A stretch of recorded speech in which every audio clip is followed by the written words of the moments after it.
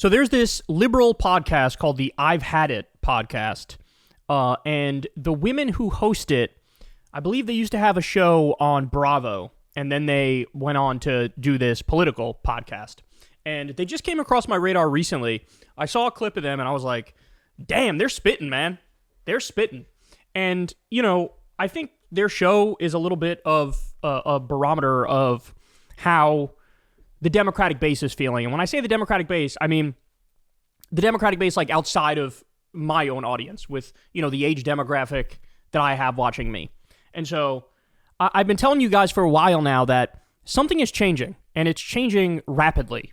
You really have, honestly, like even the Gen X liberal resistance Democrats and like the boomer liberal resistance Democrats, they are rapidly moving left. And they're moving left because of, number one, the horror show that we're all witnessing. But number two, the failure of the establishment Democrats, the corporate Democrats, to be able to prevent Trump from getting back in the White House. And so they're looking for answers. And what they see is Tim Walz fighting back aggressively, AOC fighting back aggressively, Bernie Sanders, Maxwell Frost, They see that, oh, wait, it's actually the left that appears to be principled and appears to be fighting back. And I think that very naturally, that makes them go, all right, I'm with those people, right? So in other words, it's no longer the Hillary Clintons of the world that are like appealing. It's more like I need stronger, better fighter, more principled, more rigid, less willing to compromise. Like I need a flamethrower on the left.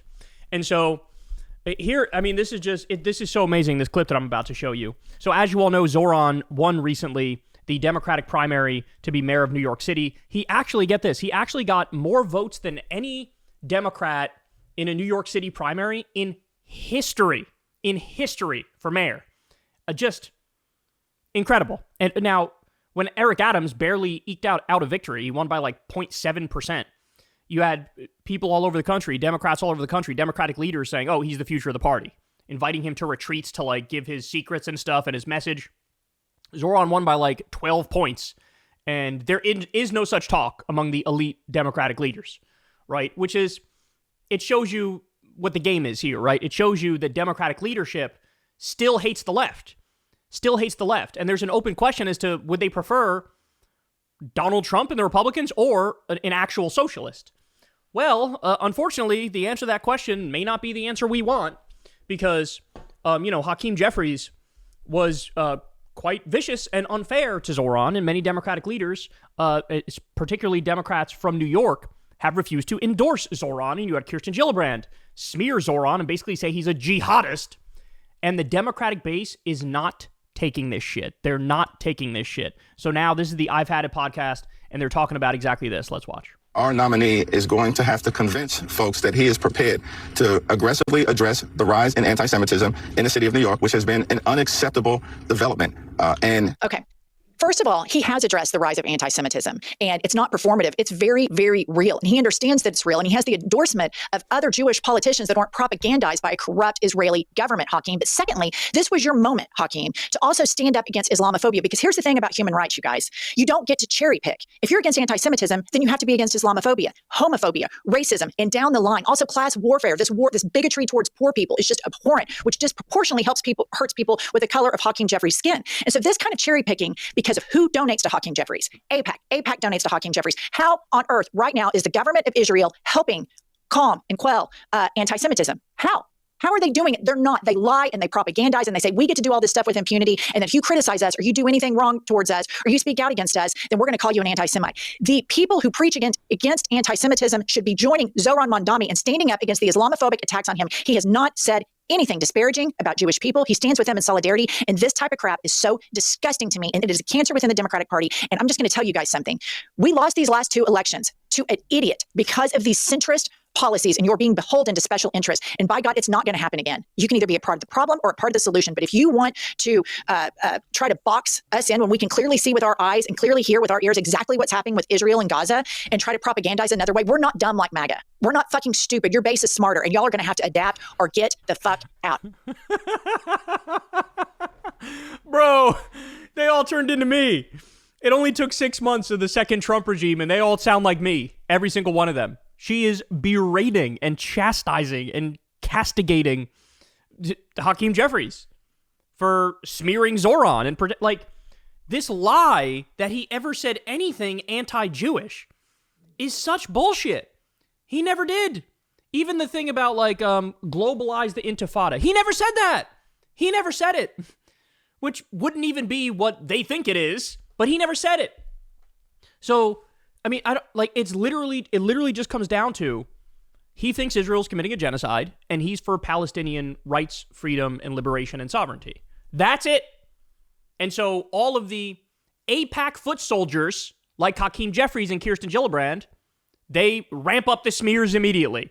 That clip was phenomenal. All right, but I got one more for you here. Let's watch this one too. And if your kids in Israel want to go to a higher education, guess what? They don't have to go in debt because it's subsidized by us, by these politicians. Let's do roll call. Let's put them up. Let's call them out. Let's go. New York Democrats who haven't endorsed Mamdani and their AIPAC bag. Let's go. Ooh. Representative Laura Gillen, $94,905. Representative Adriano Espialat, I'm butchering his last name, $202,000. Representative Tom Swazi, $312,000. Representative Dan Goldman, $366,000. Representative Gregory Meeks, $690,000. Representative Grace Ming, $619,000.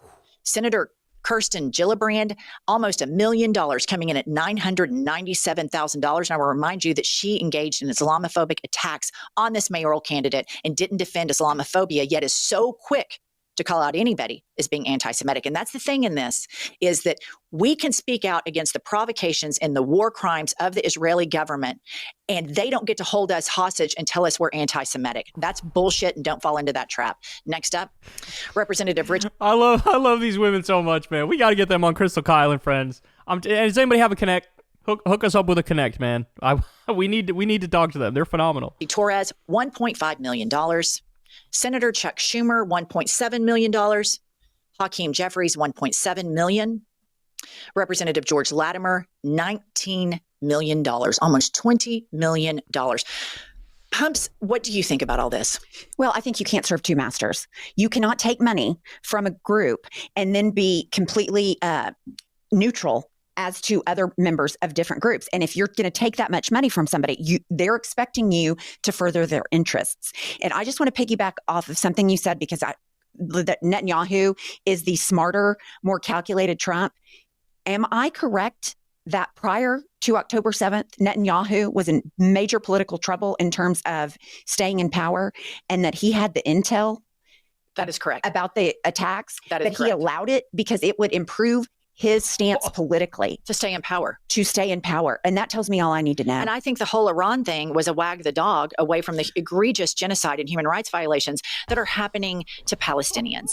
And this is the part where I get mad at AIPAC, because they want to make everything a binary choice. That's right. That you have to support Israel. Bro, they're falling apart. They're all falling apart right now. You cannot hold this wave back, dog. You cannot. AIPAC is now right-wing coded. Full stop. They are MAGA coded. They are Republican coded. Full stop. So any Democrat who takes that money, when we look at them, what do we see? Diet MAGA. Which is why a phenomenally talented and charismatic and awesome politician like Zohran wins a Democratic primary, and they're fucking hiding under the desk, refusing to endorse him. If anything, they say negative things about him.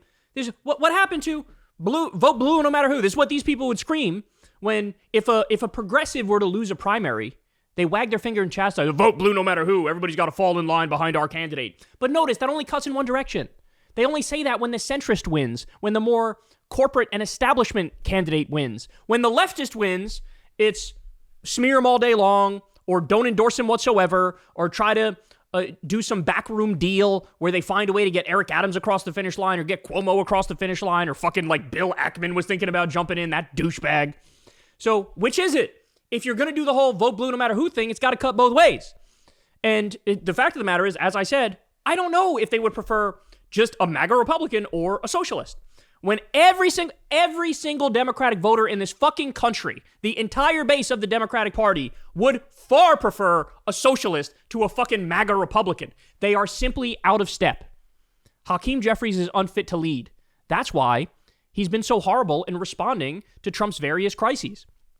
Elon Musk and Trump destroy the National Weather Service, fire 600 people, fuck up our forecasts, reduce the number of weather balloons. That directly leads to a bad forecast. And so little girls end up drowning in a flood. And Hakeem Jeffries can't come out and say, that's on Elon. That's on Trump. They have blood on their hands.